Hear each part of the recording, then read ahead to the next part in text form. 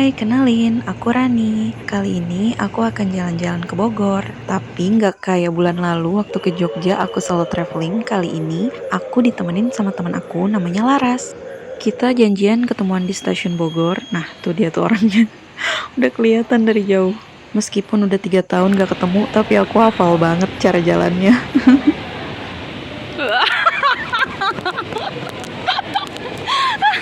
Oh iya, selama liburan ini kita sewa motor ya, sewanya di Your Bestie. Ini aku cantumin nama IG-nya, jadi silakan dicek kalau kalian butuh. Karena kita sampai stasiun Bogor jam 8 pagi, jadi kita nggak sempat sarapan dari rumah. Jadi kita mampir ke rumah Nona dulu buat sarapan. Ini tuh random aja sih milihnya, tadi pas di kereta nyari rekomendasi tempat sarapan di Bogor, dan rumah Nona ini kayaknya menarik, jadi kita datengin deh. Tapi ini buat yang sabar-sabar aja ya, soalnya antriannya cukup panjang. Jadi kalau kesabaran kalian setipis tisu dibagi dua, dan kalau kondisinya lagi lapar banget, aku sih nggak saranin ya sarapan di sini. Tuh lihat aja antriannya. Aku pesen misoa ori beef karena lagi pengen yang anget-anget dan berkuah gitu, tapi jangan pada salfok sama warnanya. Ini aku pakein chili oil jadi merah merona. Misoanya enak, recommended buat dicoba. Pengen menuntaskan Asia Tenggara kan pengennya dulu ke Vietnam sama Thailand sih. Thailand dulu apa ya? Harusnya kan gue udah kuliner mbak khasnya mereka pengen nyobain langsung gimana nih. Selesai sarapan, sekitar jam setengah 10-an gitu, kita langsung lanjut ke daerah Cijeruk karena kita mau ke Akikun. Akikun apa Akikoen ya? Tulisannya pokoknya Akikoen gitu. Itu tuh penginapan dan restoran dengan konsep ala-ala Jepang gitu. Tada, nyampe deh. Bagus ya. Jiwa narsisnya sih langsung ronta-ronta nih pengen foto di sana sini. Tapi aku ngecas HP dulu sambil makan. Iya, kita makan lagi ronde kedua. Karena emang udah agak siang juga sih, udah jam 11-an gitu. Pesen sushi sama chicken curry rice. Minumnya butterscotch kopi karena hari ini belum ngopi. Kelar makan terus tiba-tiba ada acara kayak main salju-saljuan gitu. Tapi dari busa, dari foam gitu. Girang banget lagi. Main salju bohongan aja udah girang banget, apalagi main salju asli. Ya udah ya, tahun ini kita main salju-saljuan aja di Jepang versi Bogor. Siapa tahu nanti tahun depan ada rejeki buat ke Jepang beneran, buat main salju beneran. Amin. Ayo 1, 2, 3 aminin. Amin.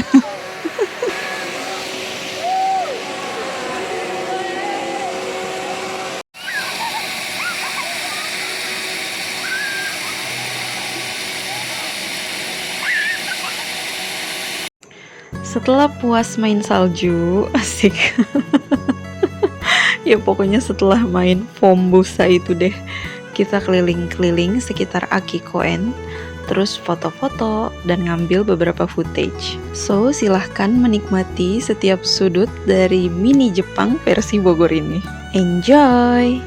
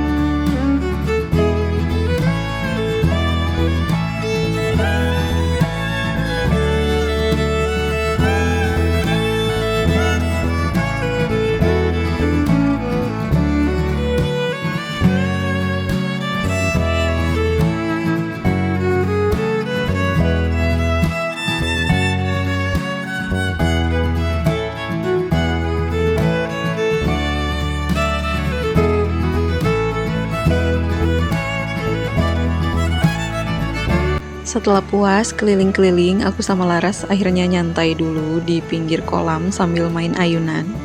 Thank you Laras, udah bawa aku ke tempat ini. Ternyata tempatnya emang cantik beneran. Baru ke satu tempat ini aja, foto di galeri HP udah banyak banget. Terus ini kita ngobrol seru banget, tiba-tiba aja kepikiran pengen bikin YouTube bareng atau TikTok bareng gitu. Tapi masih bingung, masih galau banget, kita clueless banget mau pakai nama apa buat akunnya.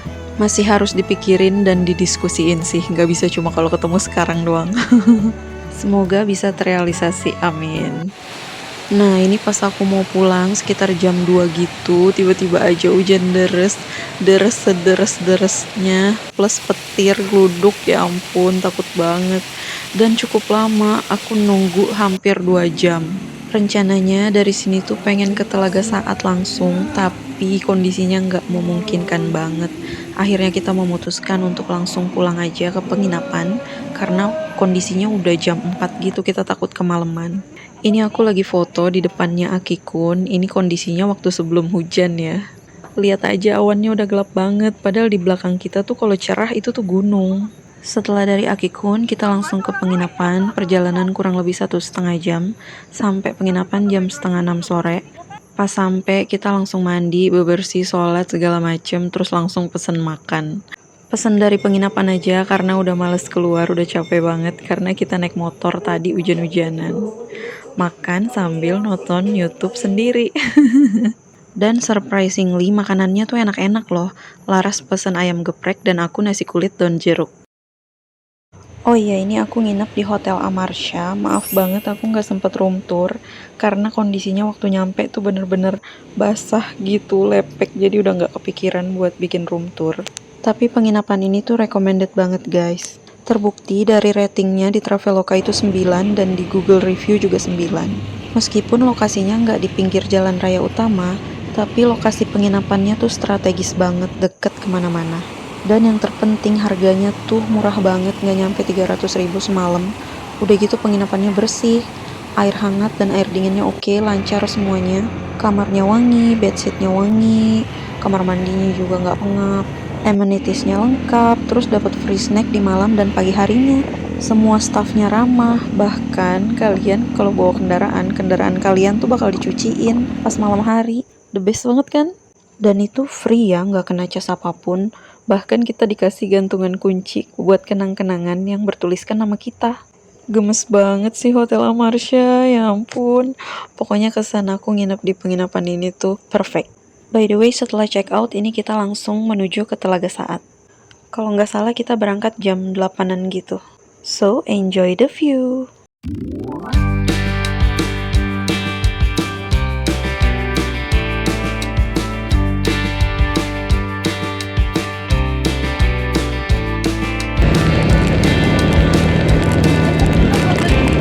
Ini tadi. Oke. Betul. Oke.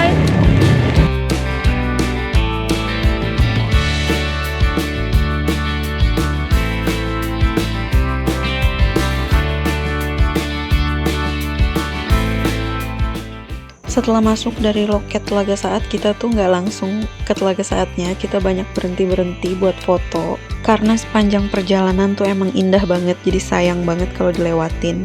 Dan untungnya kita tuh foto-foto di awal, karena begitu pulang semuanya ketutup kabut.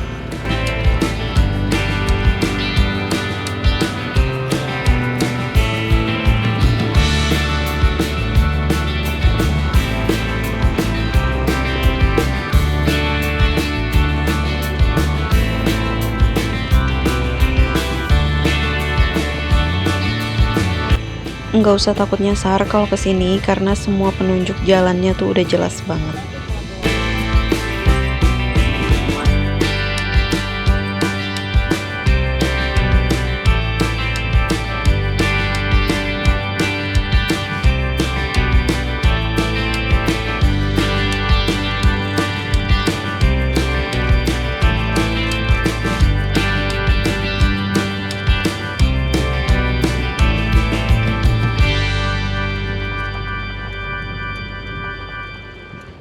Setelah naik, turun, dan melewati hamparan perkebunan teh, akhirnya sampai juga nih di Telaga Saat. Yuk kita explore keindahan telaga ini.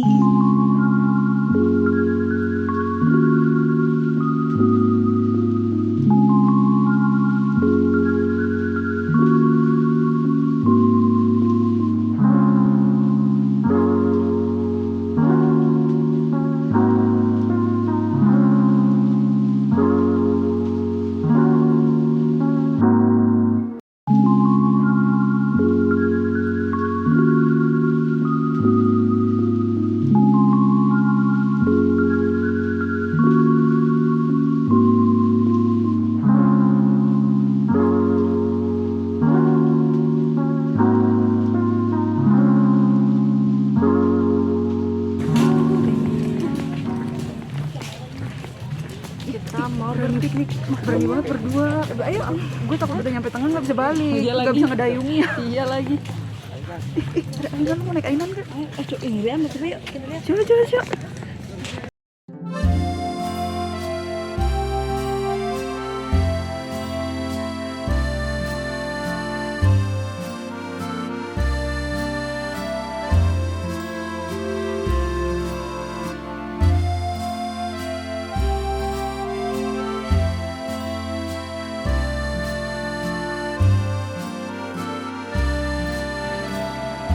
Berat ini gimana gue nganu kolesterol sama gula darah? Nggak apa mbak, kan ini kan jalan-jalan.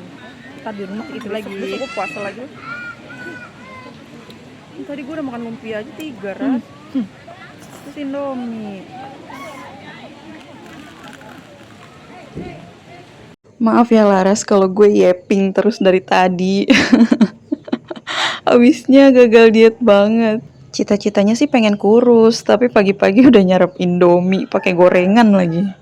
Ya udahlah ya, dietnya mulai besok lagi aja. Terus nyokap gue kalau nonton dia pasti nyaut nih. Alah, alasan aja. By the way, kalian kalau main ke Telaga Saat jangan lupa mampir jajan di warung deket saung ini ya. Semua gorengannya enak-enak tahu. Ada bala-bala, lumpia, cireng isi ayam, sama apa tadi aku makan? Ubi isi coklat gitu. Kelar sarapan, kita keliling-keliling Telaga Saat lagi, kita explore semua sudut Telaga Saat, terus kita juga nyari spot buat gelar matras. Pas agak siangan, kabutnya tuh udah mulai turun gitu, tapi aku malah suka sih. Soalnya kesannya tuh jadi kayak syahdu gitu, terus kayak tenang. Vibes-nya tuh kayak film hard gitu.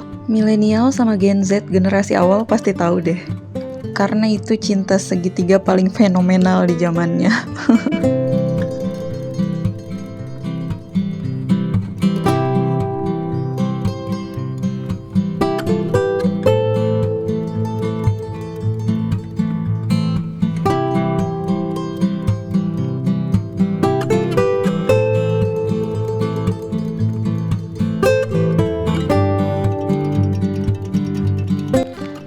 By the way, tempat ini tuh nggak single friendly ya guys.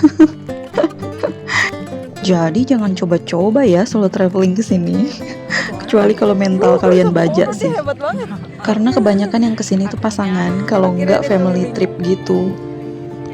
Jadi kalau nggak mau kelihatan ngenes, jangan coba-coba datang sendiri. Minimal berdua lah sama bestie kayak kita gini.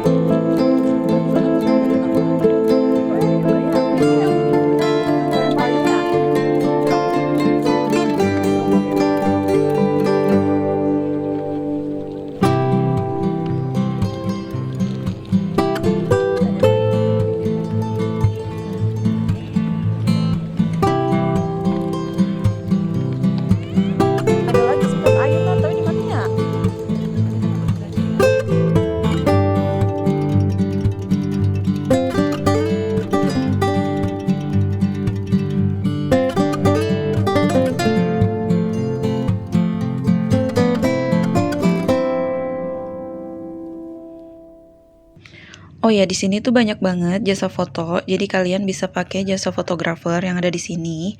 Harga fotonya tuh satu foto 5.000. Jadi dihitung dari banyaknya foto yang kalian pilih. Abis zuhur kita memutuskan untuk pulang dan belum tahu saat ini mau kemana. Rencananya sih mau makan siang di tempat yang sekalian lewat aja. Oh, asapnya nggak bau? Ini bukan abon ya. Wow. Wow, nggak kelihatan bawahnya. Masya Allah. Yang tadi kita lihat sebagus itu foto-foto, cuma putih sekarang. Wow. Wow. Untung tadi kita udah foto-foto ya. Iya, untung. Sungai apa ini? Oh. Tuh nggak kelihatan apa-apa. Oh, tapi nggak kelihatan.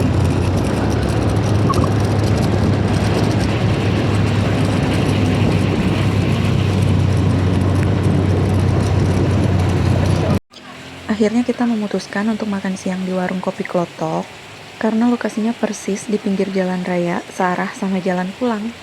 Dan rezeki anak soleha banget ini karena begitu sampai parkiran tiba-tiba hujan deras. Seolah-olah semesta tuh kayak nyuruh kita buat istirahat dulu di sini. Anjay, semesta nggak tuh?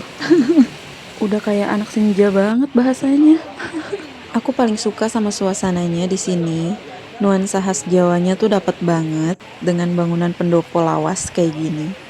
Ditambah banyak bunga-bunga di sini, jadi nuansanya jadi makin asri.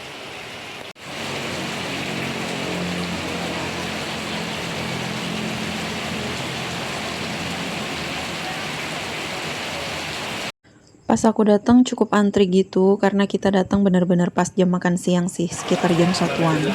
Konsepnya di sini prasmanan ya, jadi kita tinggal ambil sendiri aja makanan apa yang mau kita makan. Kalau udah tinggal bayar deh ke kasir. Makanannya sendiri di sini menu-menu yang biasa kita makan di rumah sih. Jadi menu rumahan gitu. Jadi kalau ajak orang tua sih cocok banget ya. Nuansa di dalam pendoponya tuh kayak gini, tapi bisa juga makan di luar. Bahkan ada saung gitu yang khusus untuk makan lesehan. Konsep dapurnya open kitchen gitu, jadi kita bisa lihat proses masaknya. Seru sih experience makan di sini. Pokoknya kalau kalian main ke daerah Puncak, jangan lupa mampir ke warung kopi Klotok. Jujur bingung sih mau ngambil menu apa karena pilihannya banyak banget. Yang paling banyak tuh aneka lodeh. Ada lodeh tempe, lodeh terong, sama apa lagi gitu aku lupa. Ada sayur sop juga sama sayur asem. Aku sama Laras ambil menu yang sama, lodeh tempe dan ayam goreng. Harganya kayaknya 45 ribuan gitu seporsi. Ini dia makan siang aku. Minumnya es teh manis. Kelar makan, kita lanjut sholat dulu karena tadi di Telaga Saat belum sholat. Setelah itu kita keliling taman belakang sambil nyari spot foto yang bagus.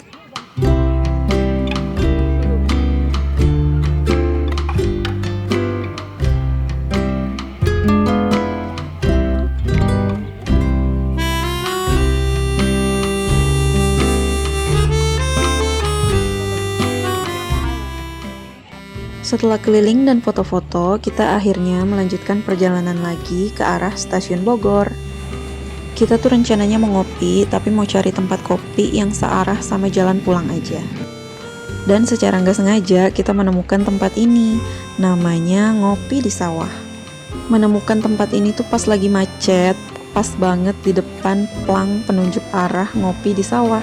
Jadi aku langsung ngajakin Laras untuk nyobain. Dan gak nyesel mampir di sini karena ternyata tempatnya cantik dan luas banget. Konsepnya kayak nuansa pedesaan di Bali gitu. Dengan tempat secantik ini, tapi harga makanan dan minuman mereka tuh affordable banget sih. Kopi dan cemilannya pun enak. Aku sama Laras pesan kopi signature-nya mereka, dan untuk cemilannya aku pesan donat kampung dan puding cendol. Keputusan random paling best sih mampir ke sini. Enak gak?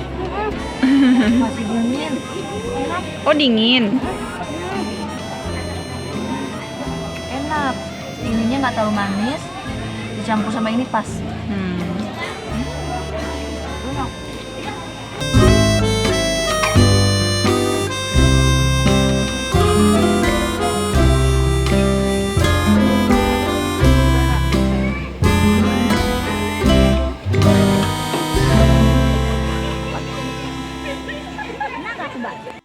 Dan di akhir perjalanan ini aku mau berterima kasih sama Laras karena udah membawa aku ke tempat-tempat indah selama 2 hari ini. Terima kasih sudah menjadi tempatku pulang setiap kali kita ketemu. Menjadi penampung untuk cerita-cerita hidup yang gak bisa aku ceritain sama dunia. Perjalanan ini memberi aku pelajaran bahwa persahabatan adalah usaha bersama. Tidak peduli seberapa lama kita terpisah, seberapa jarang komunikasi terjadi, jika hati sudah terkoneksi, maka jarak dan waktu pun bukan penghalang untuk bertemu kembali.